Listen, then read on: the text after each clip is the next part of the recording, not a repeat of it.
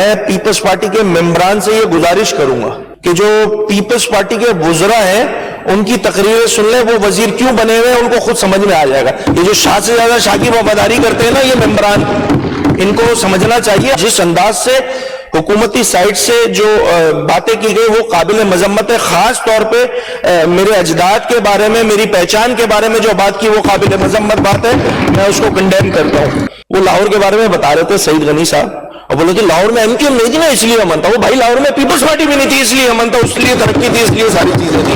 पूरी बात बोले, एमक्यूएम नहीं थी तो इसलिए अमन था। कश्मीर में बड़ी एमक्यूएम थी, तब पेवर भी सिंध हुकूमत लगाए, पार्क भी सिंध हुकूमत बनाए, रोड भी सिंध हुकूमत बनाए, और मकामी हुकूमतें जो है वो बस जा जाके तस्वीरें। नहीं भाई, यही तो वो कहते हैं ना वो पॉइंट ऑफ हमारा जो है वो डिफरेंस है कि पीपल्स पार्टी ये समझती है और एमक्यूएम ये समझती थी। तो एमक्यूएम ये समझती थी कि जिस वक्त आप जब तक डेवोल्यूशन ऑफ पावर नहीं करेंगे तो तब तक मामला हल नहीं होंगे। ये जबरदस्ती की सरदर्दियां जो है ना वो सिंध हुकूमत ने अपने सर पे डाली हुई है। पीपल्स पार्टी की पॉपुलैरिटी नहीं है जो उनको तीसरी हुकूमत मिली है इस सूबे में। मैं आपको फिर दोबारा इसको एक्सप्लेन कर दूं। जैसे सईद गनी साहब ने 2-3 बातें बोली ना, यार ये मैं बात कर चुका हूं मगर मैं फिर बोल रहा हूं, मैं फिर बोल रहा हूं, तो ये वाली बात भी मैं दोबारा एक्सप्लेन कर देता हूं। शायद हमारे पीपल्स पार्टी के दोस्त भूल गए हो या याद नहीं रहा हो, इसलिए मैं दोबारा रिपीट कर देता हूं। ये मेरे पास कुछ मैं बार बार ये कहता हूं, एक जेन्युइन पाकिस्तान पीपल्स पार्टी है जिसका वोट है, तीर का निशान है, और उसमें अल्हम्दुलिल्लाह बीइंग अ पॉलिटिकल वर्कर बिल्कुल जो जेन्युइन पीपल्स पार्टी का वोट है वो है इस सूबे में, कोई इससे इनकारी नहीं हो सकता। पीपल्स पार्टी एक बड़ी सियासी जमात है, मगर एक वोट इलेक्टेबल्स का वोट है। अब मैं कल ऐसे ही बैठा हुआ था, इलेक्टेबल्स का सोचने लगा तो मैंने एमपीएस की लिस्ट निकाली। अब अगर मैं इस पीपल्स पार्टी की जो मौजूदा हुकूमत है उसमें से अगर इलेक्टेबल्स निकाल दूं तो अगले 5 मिनट में पीपल्स पार्टी की सिंध हुकूमत नीचे गिरी हुई होगी। मैं आपको प्रूफ दे देता हूं, मिसाल भी दूंगा, नाम नहीं दूंगा फिर वो बुरी सी बात हो जाएगी, नाम लेना फिर अच्छा नहीं लगेगा। PS2 में जो साहब आपके एमपीए बनते हैं ना, उनको अगले इलेक्शन में पीपल्स पार्टी टिकट नहीं दे, उसके बाद पीपल्स पार्टी वहां जीत के दिखा दे, नहीं जीत सकती।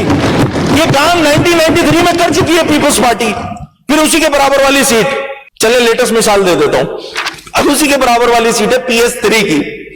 बैठे हुए अभी हुकूमती साइड पे हमारे भाई हैं, काबिल एहतराम है। वो साहब मुझे नहीं पता क्या रीजन हुए क्या नहीं हुआ, पीपल्स पार्टी ने उनको टिकट नहीं दिया 2024 के इलेक्शन में। ठीक है, पीपल्स पार्टी ने उन साहब को टिकट नहीं दिया 2024 के इलेक्शन में। पीपल्स पार्टी 2024 के इलेक्शन में जैकबाबाद से हार गई। पीपल्स पार्टी बड़ी मशहूर है, ये रहे नंबर है, नाम नहीं लेता हूं, चले। वो इंडिपेंडेंट खड़े हुए थे भाई, तो जब इंडिपेंडेंट खड़े हुए वो तो उनको मिल गए 39,600 वोट, और जो पीपल्स पार्टी का कैंडिडेट था वो रनर अप आया। तो आपकी पॉपुलैरिटी नहीं है, इलेक्टेबल्स के ऊपर आपकी हुकूमत।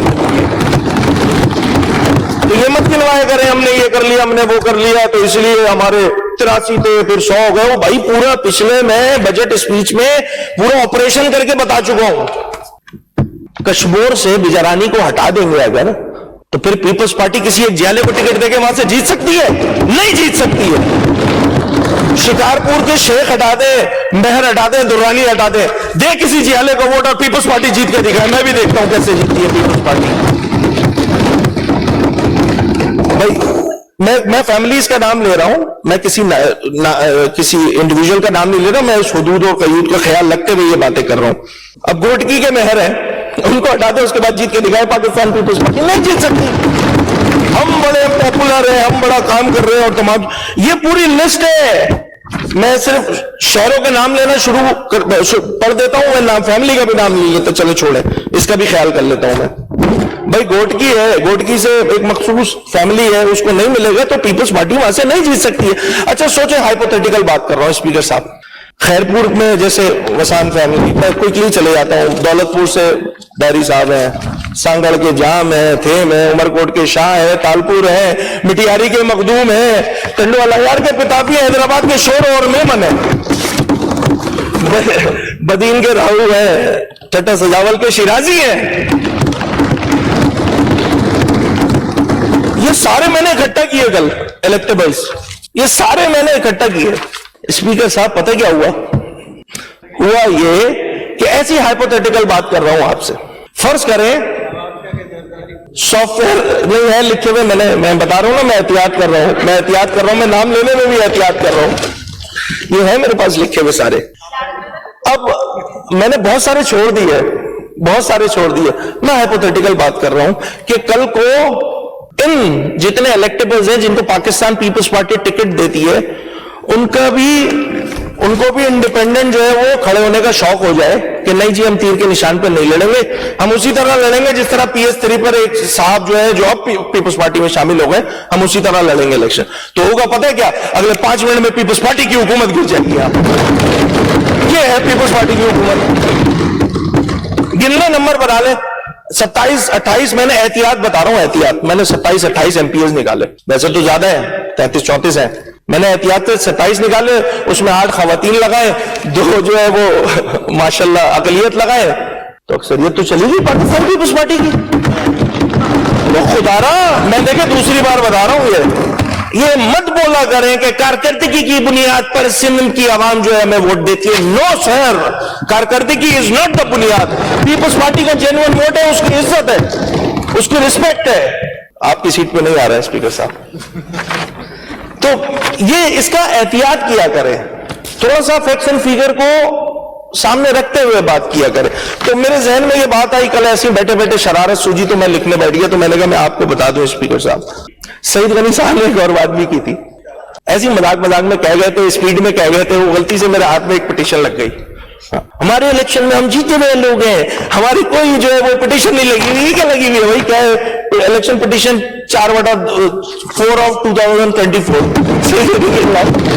डिस्पोज ऑफ हो गई। एग्री, हमारी भी ऐसी हो गई सईद भाई, हमारी बहुत सारी हो गई है यार, हमारी बहुत सारी हो गई है। कहने का मकसद ये, इतने दूध के धुले सईद भाई खड़े होके बोल रहे हम तो फेयर एंड फ्री है, तो ये क्या है भाई, मैं दे देता हूं इनको, नहीं करा करे यार ऐसी बातें।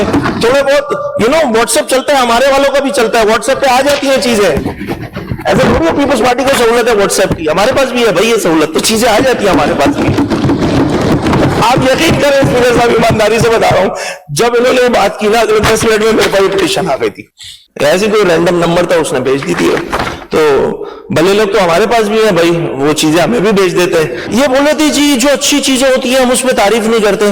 भाई क्यों नहीं करते यार, आप अच्छे काम करें हम तारीफ करेंगे, आपके अच्छे काम ही कम है भाई। सरदार शाह के वो जो रिक्रूटमेंट वाला प्रोसेस है, मैं कोई 2 बार फ्लोर पे खड़े होकर तारीफ कर चुका, इसमें कौन सी बड़ी बात है भाई। अगर आप अच्छा काम करेंगे तो हम आपकी तारीफ करेंगे, आपके अच्छे काम ही कम है, मसला ये है। तो कम काम होंगे तो कम तारीफ होगी।